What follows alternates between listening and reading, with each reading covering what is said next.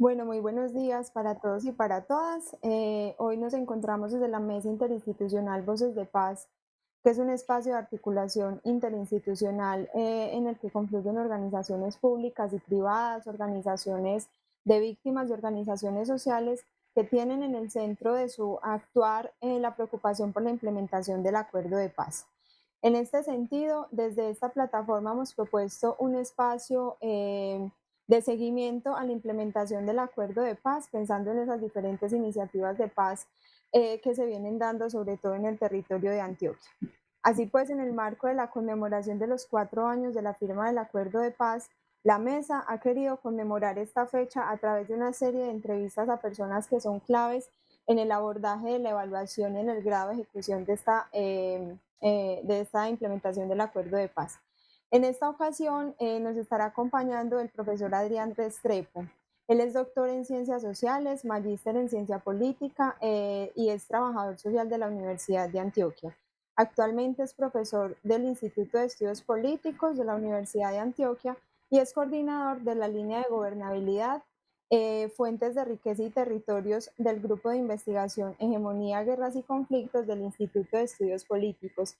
Profe, buenos días y bienvenido. Lady, buen día. Muchas gracias por la invitación que me formula la mesa.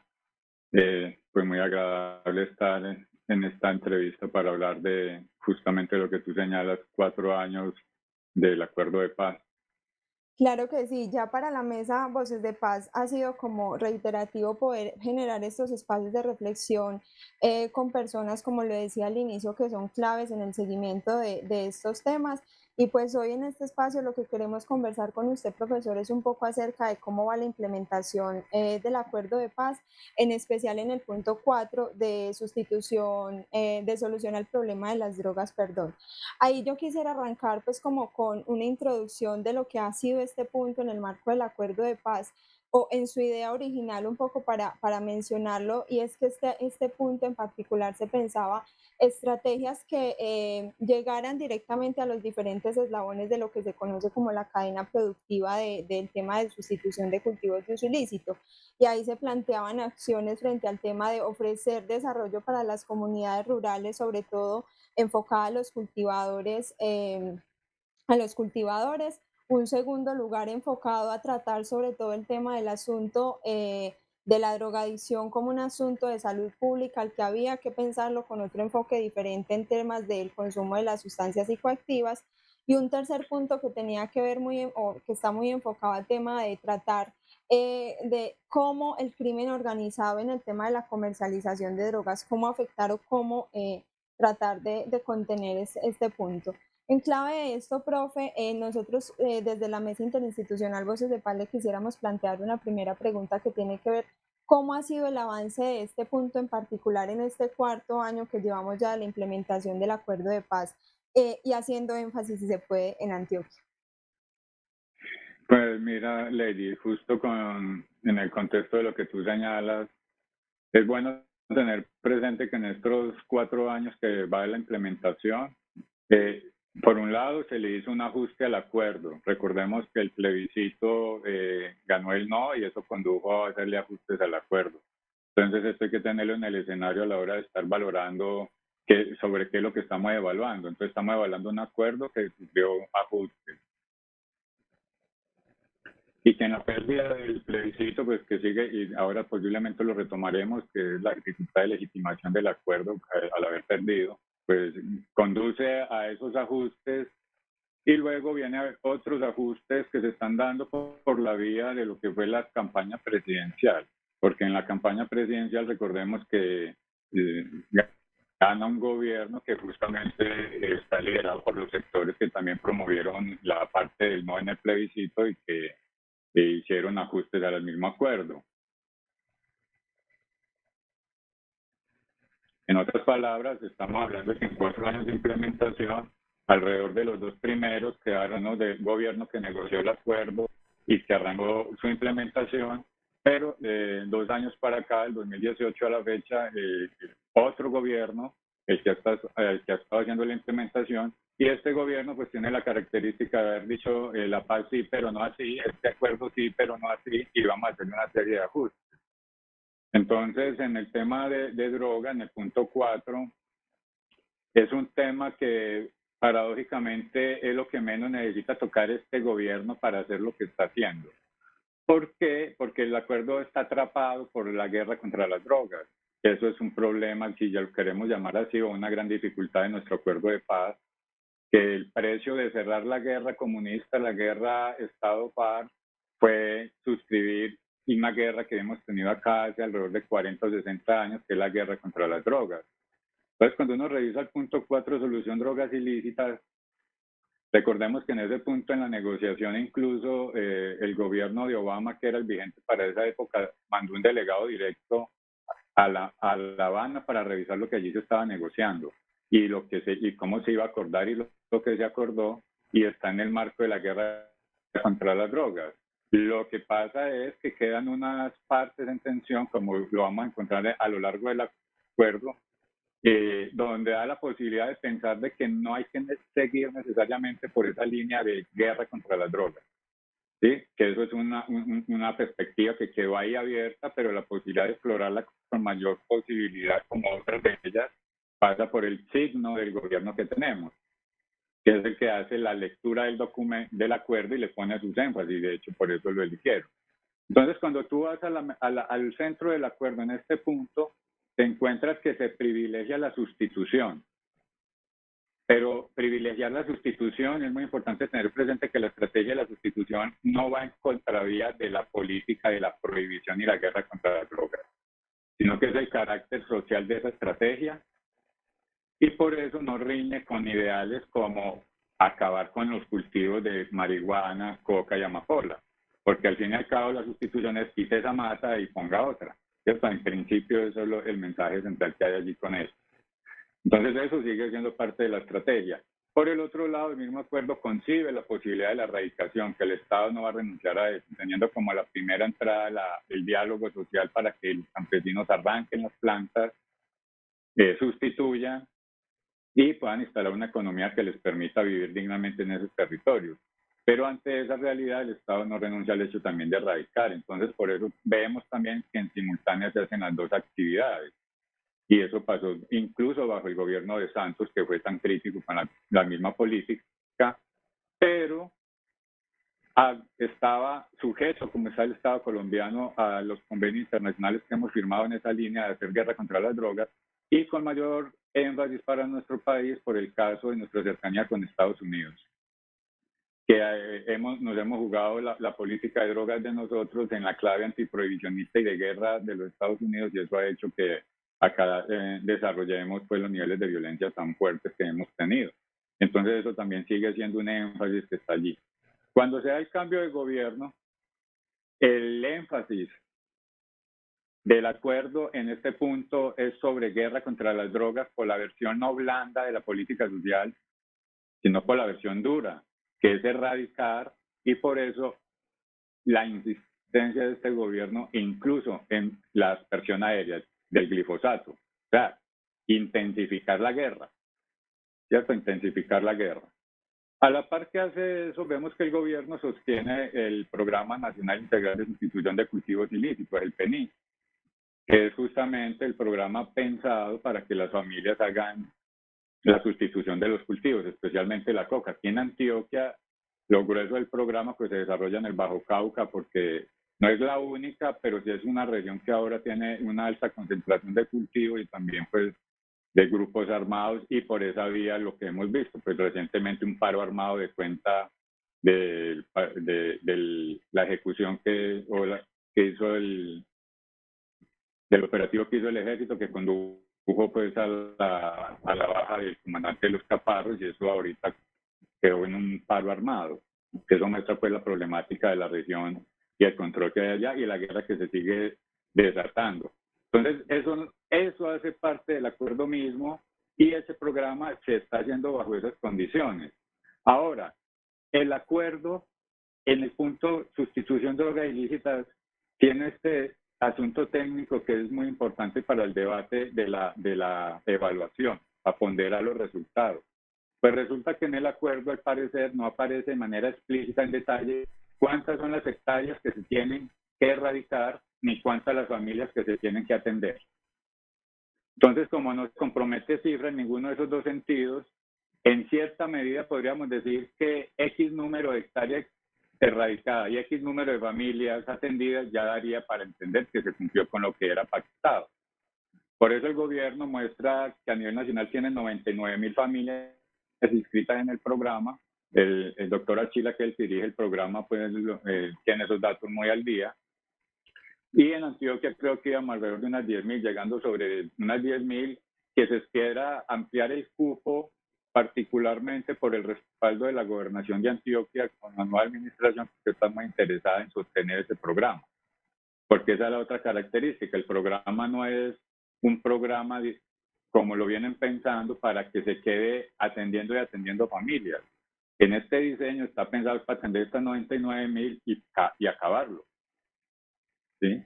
Porque como vienen diseñando la política y con los signos que ha dado este gobierno de jugarse de manera bastante importante su política de drogas, siguiendo las direcciones del gobierno estadounidense, especialmente el de Trump, que ha insistido en que hay que fumigar y fumigar, pues todo apunta a que es el desmonte del programa de sustitución para fortalecer el de erradicación. ¿Sí? Que eso pasaría no solamente por más presencia militar arrancando las matas, sino especialmente lo que más desean, que es la fumigación por asuntos entre costo y seguridad de la fuerza pública al entrar a esos territorios.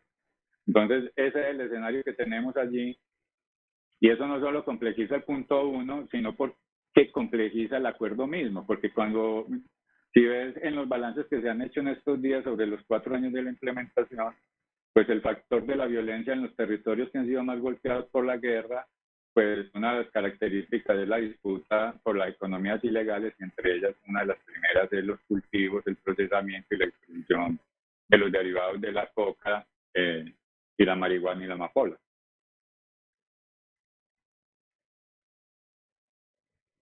Sí, mencionas un punto pues que es como de los que más evidencia en estos momentos, y territorios como el Bajo Cauca, con una presencia alta de diferentes actores armados por el control territorial y por la comercialización pues de estas drogas ilícitas.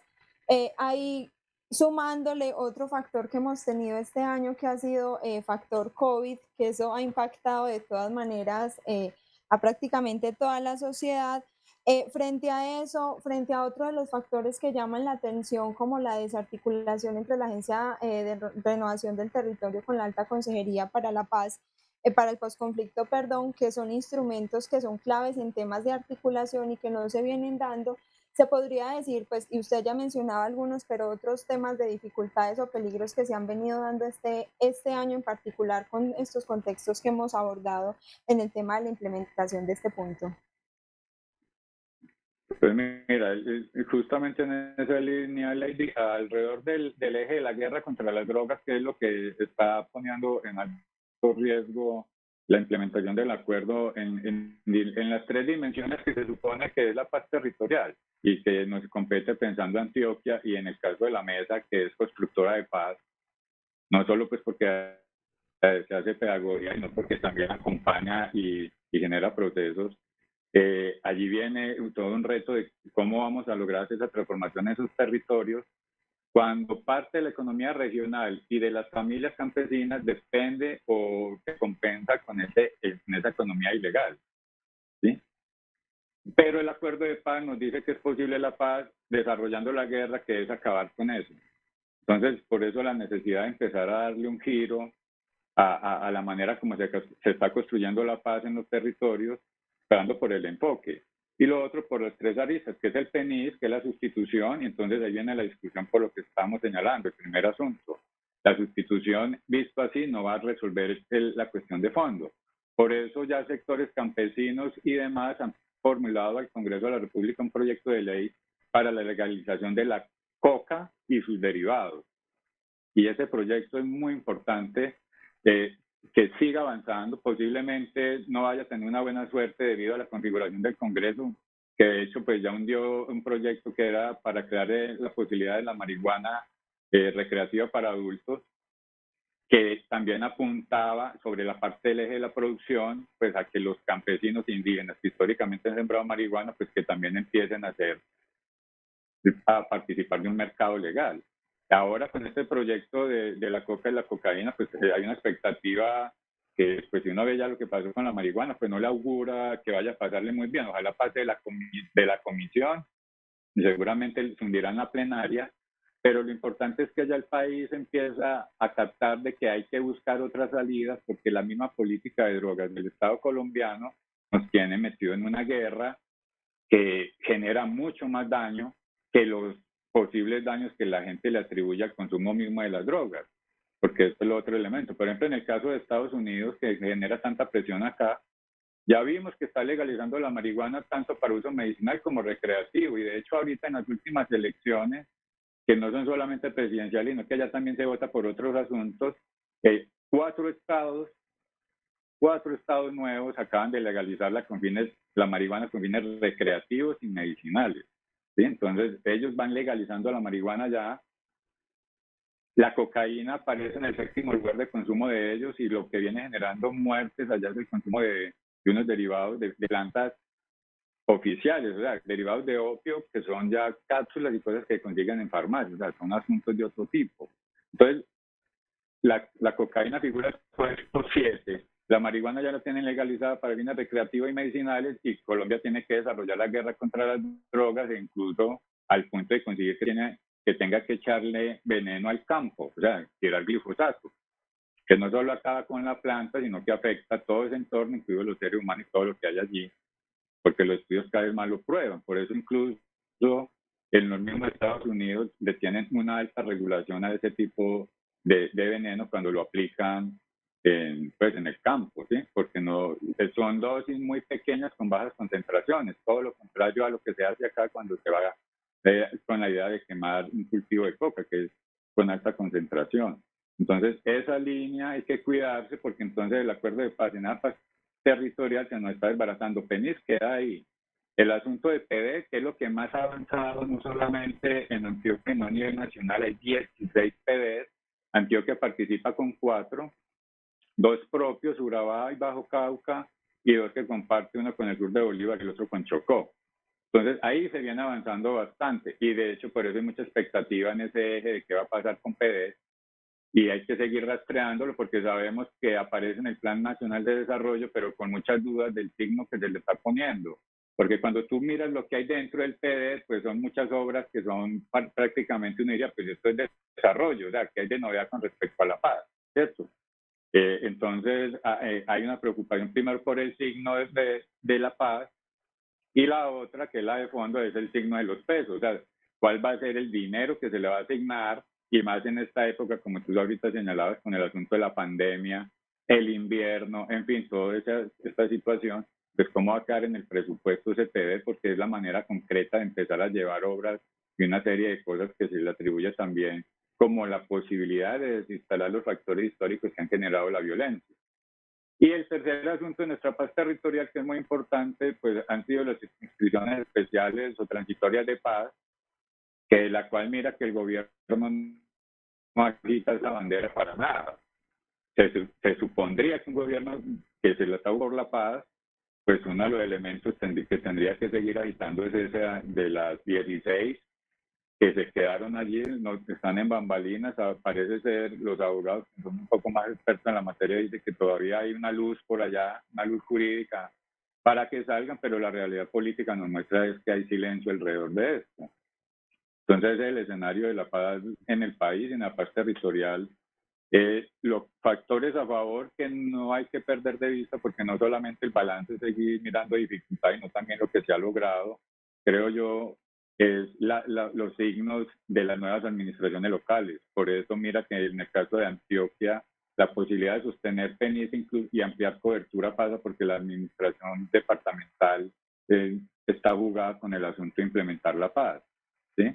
Y creo que eso, no solamente en Antioquia, creo que eso uno lo podría también rastrear a nivel ya del país.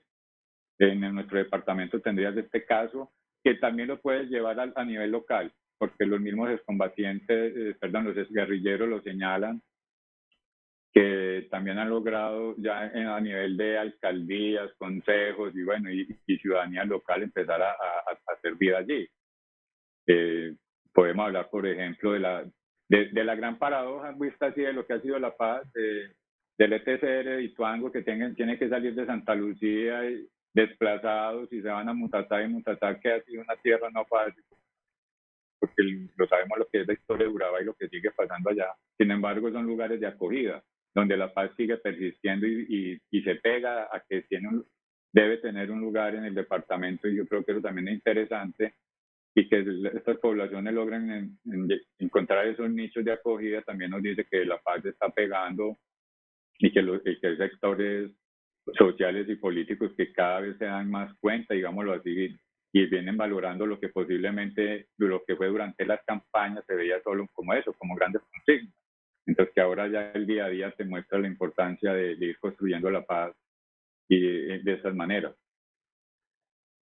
Profesora Adriana, a mí me gustaría que profundizáramos un poquito, yo creo que de una forma también muy pedagógica, explicarle a la gente cuáles serían esos cambios, por decirlos más positivos, si hipotéticamente en Colombia se aprobara el uso recreativo de la marihuana y la legalización de la coca en términos del impacto en los territorios, porque lo que vemos ahora pues es una confrontación armada por el tema territorial muy fuerte, la violencia contra líderes sociales, pues la violencia contra excombatientes con los firmantes de paz en este momento, pero en términos de que esas dos cosas se pudieran aprobar, pues como lo dice usted, lo ve muy difícil, pero en un caso hipotético, ¿cuáles serían los beneficios o el impacto que tendríamos en la sociedad colombiana? Pensando también en ese punto que yo creo que es de los menos hablados cuando hablamos del tema de sustitución de cultivos de uso ilícito, y que lo traía el acuerdo, que tiene que ver con ver este tema también como un asunto de salud pública, ¿cierto? Como un tratamiento diferente en esta materia. Y una segunda cosita que va en términos de eso también, pues como anclándolo a lo de las discusiones que se han venido dando en el Congreso, lo que hemos visto en diferentes seguimientos que se le ha hecho a la implementación del acuerdo es que en materia legislativa este periodo, pues en lo que viene del presidente Iván Duque, los temas que tienen que ver con el acuerdo de paz han estado casi que frenados en su totalidad en lo que tiene que ver con la legislación, ¿cierto? En este punto en particular, ¿cuáles son esos proyectos legislativos que deben salir así súper rápido, que deberían ser primordiales para poder dar cumplimiento a este paso? Con esas dos preguntitas. Bueno, mira, esas dos preguntitas están muy relacionadas, incluso porque el acuerdo mismo Lady lo correlaciona. La suerte del punto 4, solución droga ilícita, está atada al punto 1, reforma rural integral. Aquí es explícito. Porque es que la posibilidad de la sustitución, y yo no diría la sustitución, es realmente, para poner un debate más de fondo, que está ahí, por supuesto, es cuál es el modelo de desarrollo, no solo del país, sino especialmente del agro. ¿Sí? Entonces es lo que está allí y el acuerdo lo relaciona. Porque es que, mira, la sustitución, los estudios lo muestran. Cuando se logra hacer una sustitución, eso se sostiene a mediano plazo. A largo plazo, difícilmente, ya son casos contados. ¿Por qué? Porque luego todos estos programas quedan sometidos a la lógica del mercado. Entonces, lo que tú logras abrir en principio, incluso dicho así, con el sello solidaridad, con el sello paz, después el día a día del mercado se lo va llevando. Entonces podemos comprar papitas de La Paz hasta que un día vea unas papitas más baratas. ¿Sí? Entonces eso lleva a que esos emprendimientos se quiebren. Y lo que muestra los estudios también, entonces que da la resiembra, ¿sí? Y la gente retorna a esa actividad, bien sea en sus propios territorios o se desplaza, lo que se denomina también el efecto globo, que es desplazar los cultivos, se los llevan para otro lado. Por eso la inoperancia de echar glifosato, porque eso es lo que pasa en la práctica, y con un mayor costo ambiental, porque no solamente quedó quemado el lugar donde le echaste el veneno del glifosato, sino que más adelante los cultivadores pues van a tumbar selva para hacer otro cultivo. Entonces eso genera sus impactos. Entonces no hay que perder de vista eso. Entonces se relaciona este modelo y por eso la legalización aparece. No es la única, porque hay otras opciones de política, pero hablando de nuestro contexto en lo particular, ¿por qué se está posicionando tanto la idea de la legalización? Primero que todo, porque esta economía ilegal está muy cargada de violencia. Entonces no se trata solo de descriminalizar, que sería una opción, que eso deje de ser un crimen por el hecho de que allí ya están instaladas unas estructuras armadas, los carteles, ¿sí? Y el poder que ellos generan más allá del control de este asunto de la actividad del narcotráfico. Porque en lugares como Bajo Cauca, recordemos que también se controla minería ilegal, ¿cierto? Y de ahí para allá el tráfico de personas, en fin, hay una serie de cosas que quedan también controladas por esa estructura armada. Entonces, eso es el panorama completo, pero el eje del narcotráfico y los cultivos han sido lo central para suministrar los recursos, porque después de la venta ilegal de armas, el segundo negocio más lucrativo es la droga, o sea, es de lo que te da 1000% de entrada, eso no puede funcionar y le pasa por la cabeza. Entonces, eso es lo que permite. El que vende drogas rápidamente pasa a vender armas, pero como para poder meterme a ese negocio necesito más dinero, eso es lo que genera el narcotráfico. Y por eso genera tales rentas que permite armar ejércitos, y aquí lo hemos armado. Entonces, todo eso con los proyectos que se vienen presentando y lo que se viene implementando dicen, oiga, el Estado actúa allí, pero no de la manera que lo ha hecho, es una política de guerra, porque la política de guerra empieza por el hecho de decir eso está prohibido. Y la experiencia que ha tenido la humanidad con eso muy cercana, y especialmente los Estados Unidos, fue el experimento de 1919 de prohibamos el consumo de alcohol. ¿Sí? Que a ellos lo hicieron. Les duró la experiencia alrededor de unos 12, 13 años, después tuvieron que quitar la ley seca que así se denominaba, porque sobre la idea de salvar a los esposos, a los hijos y a la familia del alcoholismo, se emprendió esa campaña de la prohibición del alcohol. Pero cuando se empezó a ver que la prohibición del alcohol generó que la gente seguía bebiendo, peor aún, quedando ciega porque les vendían licor de mala calidad, se incrementaba la venta y se armó los carteles, los más famosos de allá de la época, un señor llamado Al Capone, películas y demás, que eso es real. Entonces, a esos niveles de violencia, a eso, todo eso, con problemas fronterizos, porque el whisky lo traían de la frontera de Canadá, cosas pues, imagino, aquí no hemos llevado los cultivos a la frontera, la ruta la sacamos por las fronteras. Todo ese panorama condujo a que los Estados Unidos tuviera que volver a decir, no, es menos problemático tener esto legalizado que volverlo ilegal, porque mire los niveles de violencia que esto genera, y no solamente eso, los problemas de salud son peor, porque si la gente consumiera un alcohol de calidad, pues no se dañaría la salud como le pasa ahora tomando un alcohol que no saben de dónde viene, cómo lo procesan y demás. Entonces, guardando las proporciones, y lo que pasó con el experimento del alcohol es lo que nos está pasando con estas otras drogas. Y por eso la consigna de países como Uruguay, México y Canadá de que legalizar es la manera de atacar de manera frontal el narcotráfico. Porque es empezar a hacer visible ese negocio, pero que el Estado entre a participar de él, pero no por la estrategia de la guerra, sino por la estrategia de la regulación. Y la regulación es, como se ha hecho con el tabaco y el alcohol, es legalizar, es visibilizar y que el Estado pueda ahí sí controlar todo el ciclo. Y eso permitiría, sin duda, bajarle niveles de violencia al campo colombiano, porque eso es uno de los factores que más inciden para la disputa de lo que está pasando ahora, y que es lo que explica también por qué en los territorios que estaba primero FARC se da una mayor disputa, porque salió un actor que en su momento, que era político armado, pues tenía una presencia que permitía defender territorios desde las armas y ahora no. Y uno de los elementos más atrayentes para entrar allá son los recursos que genera esto. Entonces, por eso el escenario de la legalización bajaría eso. Y en el caso de los grandes miedos que opera esto, que es el miedo de los padres de familia, que los hijos se vuelvan drogadictos, que caigan allí, pues primero tener presente que llevamos un siglo con esta política a nivel mundial, porque esto viene de las guerras del opio, 1909, y los resultados son todos los contrarios de lo que eso se ha planteado. Ha querido erradicar las drogas del mundo y no hay más ahí. Y el mundo de los laboratorios, o sea, las drogas son sintéticas, son de todo ese mundo. La Junta Internacional de Fiscalización de Drogas tiene alrededor de 4 listas y ahí clasifica drogas entre las más y menos peligrosas. Y eso saca y mete, y son alrededor de 2.500. Entonces, pensar que puede ser el mundo libre de drogas va contra la realidad. Y de allí que el principio que deberíamos de empezar a asumir no es un mundo sin, sino que esto es un mundo con drogas y que el asunto es que las personas tengan información y conocimiento para actuar con responsabilidad y hacerse cargo de las decisiones que toman.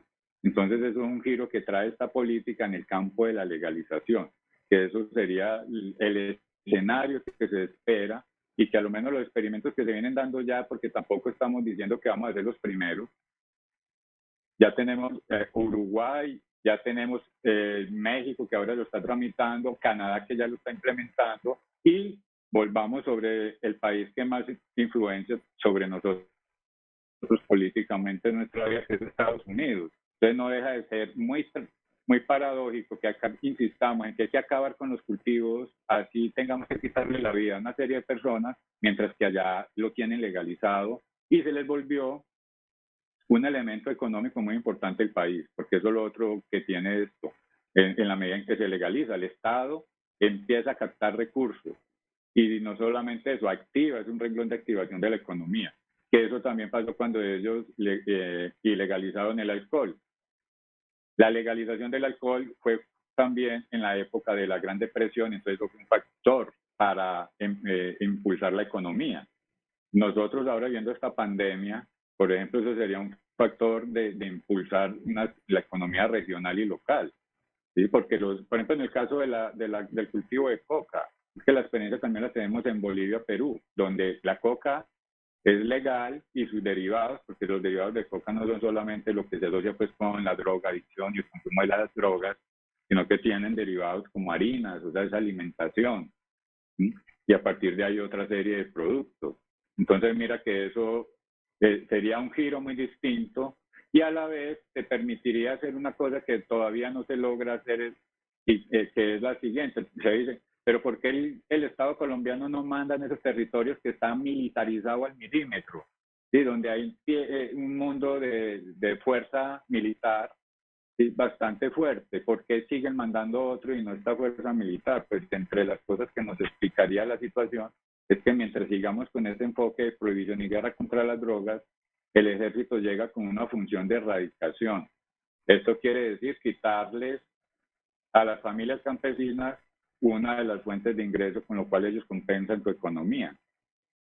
Y a la par que se entra así en territorio, se le pide a esa misma población que le dé información a ese ejército para capturar las estructuras del narcotráfico, que son las que compran los cultivos y las que derivan de allí. Entonces, pues no va a pasar que estas comunidades vayan a dar esa información. Sí, eso es muy excepcional, porque de entrada, y los campesinos lo han dicho en los foros que se han hecho a nivel regional y nacional de evaluación de PENIS y de la política, ellos dicen es que el ejército para nosotros así representa esa hambre. Sí, entonces, si un sector del campesinado tiene esa asociación del ejército, va a ser muy difícil que el ejército gane legitimación y más que eso, legitimidad en esos territorios. Muchas gracias, profesor Adrián. Ya para terminar, es una pregunta que para la Mesa Voces de Paz siempre ha estado ahí como en el centro frente a la reflexión de la ciudadanía y el papel de la ciudadanía, y es ¿qué se necesita por parte de la ciudadanía para ayudar a garantizar la implementación del acuerdo de paz? Hemos visto pues la importancia de la movilización social, que este año pues también por el tema de la pandemia se ha visto muy disminuida, pero desde la ciudadanía, desde nuestro quehacer, desde nuestra cotidianidad, ¿cómo podríamos aportar a garantizar que esta implementación del acuerdo, que ha sido un paso tan importante para ponerle fin al conflicto armado en el país, se logre concretar de una manera como más integral y más positiva? Pues mira, en esa línea, a la par de estos cambios de las administraciones, yo creo que ya eso nos viene mostrando que la ciudadanía ha captado las propuestas de país que se está jugando también en el acuerdo de paz. Y más allá del acuerdo, yo creo que la dinámica de lo que fue ante todo, lo que, digámoslo así, el post, digámoslo, que se haya perdido el plebiscito nos ha enseñado muchas cosas. Yo creo que eso también es una de las cosas que hay que verlo. Que haya ganado un gobierno prometiendo que puede hacer mejoras a ese acuerdo, y la manera en que lo hace, yo creo que también nos deja aprendizaje, porque es un poder que necesariamente se ha tenido que poner en escena. Y la medida que lo hace, ha- se ha mostrado, y creo que eso ha mandado mensajes muy fuertes a sectores políticos del país, y no solamente en términos partidistas y no de la ciudadanía, que se ha puesto sobre la idea de qué país queremos, porque la disputa por la paz nos mostró eso, no solo las formas, sino también el proyecto de país. Entonces, la idea de si queremos seguir sobre la idea de que podemos ser un país pacífico persistiendo sobre la guerra, o si podemos ser un país pacífico persistiendo sobre la negociación. Esa sigue siendo una pregunta que creo que nos deja el acuerdo, y que creo que la ciudadanía ha captado ese debate, y en la medida en que participa en las elecciones locales, que participa en las redes sociales, está desarrollando ese tipo de discusión. Pero y sigue desarrollando otra más de fondo, porque tú puedes ver que en el acuerdo, particularmente cuando uno habla con gente de otros países, le sorprende que se haya tenido que hacer una guerra para ese acuerdo. Y se sorprende mucho más cuando lee la Constitución de 1991, porque es que casi que uno tendría que decir, oiga, se hizo una guerra para aplicar una parte de la Constitución. Y de allí entonces que también una parte de lo que se está reacomodando ahora de la ciudadanía es sobre la idea de mantener y desarrollar la Constitución de 1991, porque en buena medida, si eso se logra, vamos a hacer posible una de las tesis que ya está en la Constitución, pero que vuelve a estar muy presente en el acuerdo de paz, y es que la participación política y el bienestar consolidan una paz estable y duradera. Y hacia allá hay que apuntar, y se esperaría que se pueda consolidar gobiernos que vayan hacia allá. Y por eso el otro elemento que yo veo que es muy interesante y que hay que atribuírselo al acuerdo de paz y a todo lo que ha pasado, es esa reconfiguración de las fuerzas políticas a nivel nacional y local.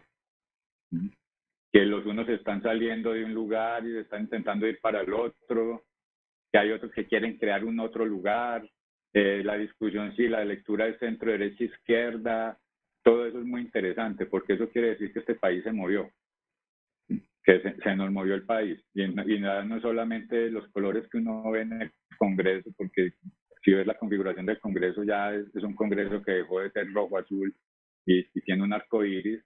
Eso también pasa a nivel local. Entonces creo que allí está lo interesante del momento. Ahora, la posibilidad real de concretarlo es nuevamente la gran pregunta de si es factible generar cohesión de todas esas fuerzas, y generar cohesión sobre el acuerdo, sobre los aspectos que uno pueda considerar básicos. Porque si seguimos la tendencia que ha sido decir que lo mínimo, pero cuando lo mínimo es la revolución, pues difícilmente podemos augurar como un cambio en el bloque de poder para el próximo 2022, porque eso, pues la teoría nos lo muestra. En la medida en que no haya cohesión, no haya fuga de fuerzas, pues va a llegar debilitada una opción de poder real a las elecciones, y serán otros los que capitalicen eso, ¿cierto? Entonces yo creo que ahí está la expectativa, pero hasta el día de hoy, esperando los 2 años que nos restan, yo creo que la paz está dando un lugar muy importante en la agenda ciudadana, pues ya la tenía, pero especialmente en la agenda política del país en miras a las elecciones 2022, que se han apresurado desde ahora justamente también por las dificultades de este mismo gobierno, porque es que hay que decirlo, aquí en Colombia pues hemos sido de tradición presidencialista, entonces siempre estamos mirando cuándo vienen las elecciones, pero en esta coyuntura, debido al pésimo desempeño de este gobierno, y especialmente a sus intentos de hacerle unos ajustes a la paz que incluso atentaron contra ella misma, porque persistir sobre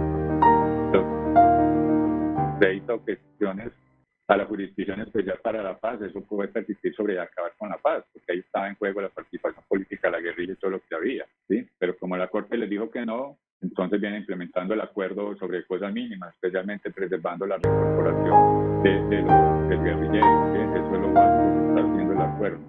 Entonces, para poder ir más allá de eso, que es desarrollar a plenitud los otros 5 o 6 componentes del acuerdo, necesitamos un gobierno más jugado por la paz del país, pero especialmente por ese acuerdo, Y eso no va a ser posible sin discutir exactamente qué democracia queremos, porque también eso es otra de las cosas que nos ha puesto de facto este gobierno. Tiene una mirada muy restrictiva de la democracia, donde le duele la pluralidad.